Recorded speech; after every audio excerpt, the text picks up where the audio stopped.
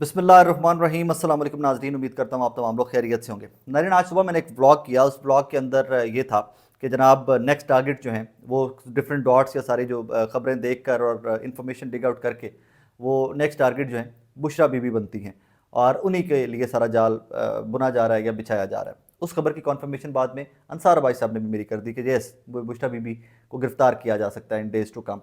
अच्छा, इस सारे स्नैरियो के अंदर एक कनेक्शन या एक शख्सियत बहुत इंपॉर्टेंट हो गई हैं और वो शख्सियत हैं जिनका नाम है इनाम शाह साहब। इनाम शाह साहब का इंटरव्यू अब से कुछ देर बाद आप जियो टेलीविजन पे देखेंगे। जरगा में सलीम साफ़ी साहब ने इंटरव्यू किया हुआ है। उस इंटरव्यू के अंदर क्या क्या है उस पर भी बात करते हैं। लेकिन इन साहब का जहांगीर खान तरीन से क्या ताल्लुक है वो सबसे इंपॉर्टेंट है।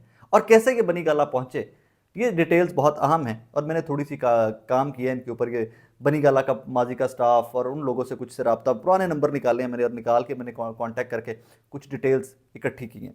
अच्छा साहब, जो इमरान शाह साहब हैं, एक शख्सियत है जो जहांगीर खान तरीन साहब के डायरी कीपर हैं, पर्सनल असिस्टेंट हैं, मैनेजर हैं, स्टाफ हैं, जो भी आपको महजब लफ्ज़ लगता है, बेहतर लफ्ज़ लगता है, वो शख्सियत के जो 24 घंटे साथ चलते हैं, सफ़र करते हैं। जिस तरह ओन चौधरी साहब किसी ज़माने में इमरान खान साहब के साथ होते थे, तो इसी तरह की एक शख्सियत है इमरान शाह साहब। अभी भी जहांगीर खान तरीन साहब के साथ होते हैं। मैं कोशिश करता हूँ मैं आपको दिखा भी सकूँ।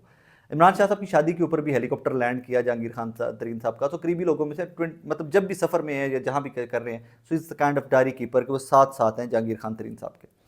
अच्छा, और इनाम शाह साहब कौन है? इनाम शाह साहब जो हैं ये इमरान शाह साहब के भाई हैं, जिनका इंटरव्यू अब से कुछ देर बाद आएगा और जिसमें टारगेट जो है वो बुशरा बीबी होंगी और कैसे तोशा खाना की घड़ियाँ के पैसे और ये और वो सारी कहानी वो कैसे होगी, वो आपको वो भी सारी मैं डिटेल आपके सामने रख देता हूँ। कहानी क्या होती है जनाब कि बनी गाला में जो भी खान साहब का सारे रूटीन का ओन चौधरी साहब के बाद एक और शख्सियत, उनका नाम मेरे जहन से निकल गए, वो थे। और उनके ऊपर कोई एलिगेशन आया मिसकंडक्ट का या कोई करप्शन का या जो भी कोई एलिगेशन आया उस ज़माने के अंदर, उनको फारिग कर दिया गया, बनी गाला से निकाल दिया गया उनको। उसके बाद ओन चौधरी साहब की दोस्ती थी इमरान साहब और ये इनाम साहब और ये सारे जहांगीर खान तरीन साहब का ग्रुप था ज़्यादा। तो इनकी ओन साहब की रिकमेंडेशन में मुझे बताया गया, ये ओन साहब की सजेशन के ऊपर इनाम शाह साहब को कंडक्ट कर लिया गया बनी गाला। और ये बनी गाला के इंतज़ामी उमूर में इनाम शाह साहब भी आगे आ गए। लेकिन इनका जो है या जो कंट्रोलिंग पॉइंट है या जो जिसको ये रिपोर्ट करते हैं, वो तब भी जहांगीर खान तरीन साहब थे और वो आज भी जहांगीर खान तरीन साहब ही थे। इमरान शाह साहब, इनाम शाह साहब, ओन चौधरी साहब, ये सारे के सारे वापस जाकर वो ऊपर वो कहानी जुड़ती जाकर जहांगीर खान तरीन साहब से थी। तो ये यहाँ तो क्लैरिटी होगी आपको कि अब इस इंटरव्यू आने का मकसद क्या हो सकता है। माजी में आपको याद होगा इनाम शाह साहब की और एक मुबैना ऑडियो भी आई थी फर्स्ट लेडी, साबिका फर्स्ट लेडी बुशरा बीबी साहिबा की। और उसके अंदर भी कुछ इसी किस्म की गुफ्तगू थी कि जो भी कोई तोहफा बाहर से आता है तुम उसकी फ़ोटो नहीं बना सकते, जो अंदर से बाहर जाता है उसकी फ़ोटो बनाओ। और आज के बाद तुम घर के वाले सेक्शन के अंदर, इनाम शाह साहब से वो मुखातिब थी कि तुम अंदर नहीं एंटर हो सकते, तुम बाहर जो ऑफिस और सेक्रेटेरिएट वाला हिस्सा है तुम वहाँ पर ही रहोगे। तो खैर, यहाँ पर एक सवाल है जो मेरे जहन में बार बार आ रहा है कि जब ओन चौधरी साहब चले गए, जहांगीर खान तरीन साहब चले गए, सब चले गए, तो इनाम शाह साहब उसके बाद भी कैसे बनी गला में काम करते रहे? ये एक क्वेश्चन है और मुझे नहीं समझ आती कि इसकी तरफ बाकी लोगों का ध्यान पहले क्यों नहीं गया होगा जो तहरीक इंसाफ के लोग थे एंड एवरीथिंग। एनीवेज, आगे चलिए। तो अब इंटरव्यू क्या आ रहा है? अब इंटरव्यू जो जनाब आ रहा है अब से कुछ देर बाद जो एयर होगा, उस इंटरव्यू के अंदर सबसे पहली कहानी क्या है कि जनाब सब कुछ बुशरा बीबी करनी थी।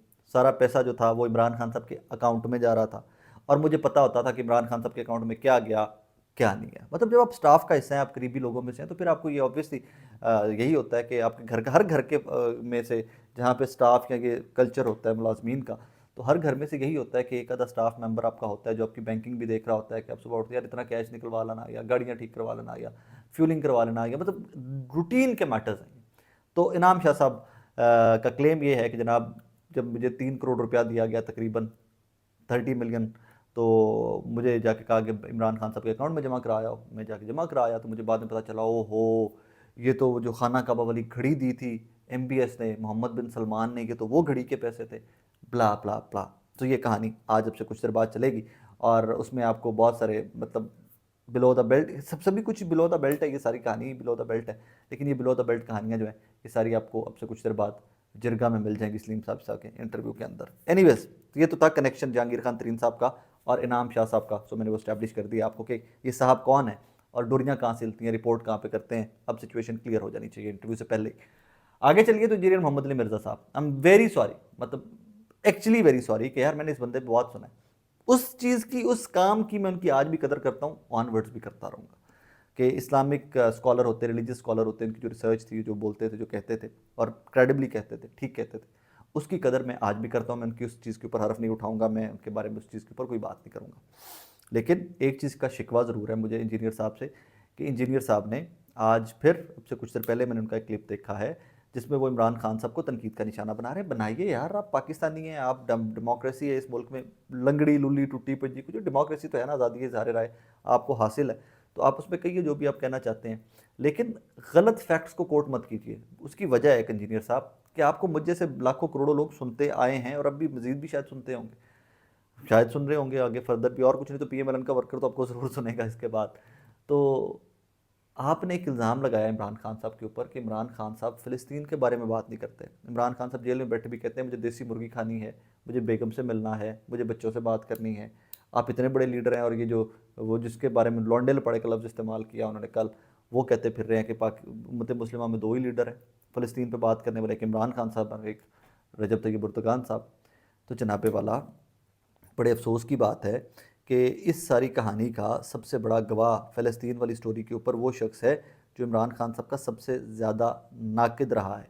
उनका नाम है हामिद मीर साहब। वो भी कहते हैं कि इसराइल के ऊपर, फ़लस्तीन के ऊपर इमरान खान साहब की टेक एग्जैक्ट वही टेक थी जो जनाब टेक थी कायद आज़म की। अब इसके अंदर में इमरान खान साहब जेल में होते हुए उनके ट्विटर हैंडल से, ऑब्वियसली उनकी परमिशन से ये ट्वीट हुआ होगा, या जो वहाँ से उन्होंने हुक्म दिया होगा अपनी टीम को, तो ये ट्वीट क्या था वो भी आपको पढ़ के सुना देता हूँ। There is a genocide of Palestinians going on, and it's utterly condemnable to see how the powerful are allowing it to happen with impunity. Israel is being allowed to break all international laws as it commits war crimes and crimes against humanity in its massacre of the Palestinian people. The Muslim world must not just raise their voice against this, but should move to ensure an end to the genocide, Gaza genocide. Our people will not forgive us if we do not stand on the side of justice and humanity.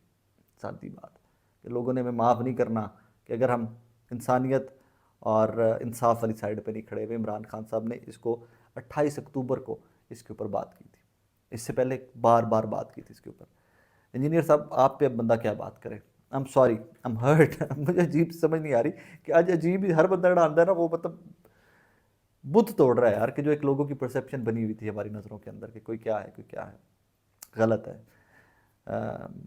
कोई तो हो जो ठीक है, तनकीद करें, आपका हक है, तनकीद करें बिल्कुल। इमरान खान के ऊपर खुल के तनकीद की, इसके सिर्फ मसाड़े मामदा पुत्र लगता है, गलत है तो तनकीद करें, गलत चीज़ें मत जोड़ें, झूठ और बहतान के ऊपर तनकीद मत करें, दैट्स रॉन्ग। और ये इंजीनियर साहब आप जैसे बंदे को तो बिल्कुल भी जेब नहीं देता जो इस्लाम के नाम के ऊपर, दीन के नाम के ऊपर प्रीचिंग्स करता है और हाई मॉरल ग्राउंड लेता रहे। एनीवेज नाज़रीन, अपना ख्याल रखिएगा, दुआ में याद रखिएगा। अल्लाह हाफ़िज़।